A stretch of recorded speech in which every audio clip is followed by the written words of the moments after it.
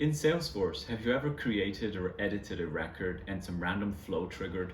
Maybe you're new to that org, or maybe you just have a lot of automations, but it can be very hard to pinpoint what flow triggered. Looking through a list view of flows is not very user-friendly. Well, there's an easy way to check. The Flow Trigger Explorer gives you a more visual and interactive way of managing your flows.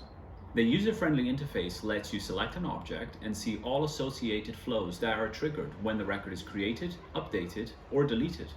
Let's take a look. So we're in Salesforce. This is the setup page. I'm going to search for flow and I'm going to click on flows. Now on the top right hand side of this page, we're going to click on Flow Trigger Explorer, and this is going to bring us to this page. Now here on the very top, we're going to be able to select the object that we want to query. So I'm going to click on this little drop down and I'm going to search for opportunity. And now I can see all of the active flows that I have on the opportunity object when the record is created. What I can also do is if I click on this little drop down next to the flow, I can also see the details and versions of this flow. So this is really helpful. Now another really cool thing that I can do is I can change the order that the flow is triggered. If I click on edit order, I get this new view and allows me to drag and drop a flow up or down so I can change the order that they're triggered in.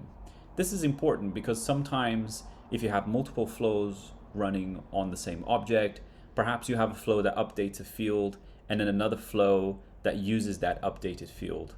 And so it's important to make sure that the update field flow is triggered first. Otherwise, your second flow might run into some errors.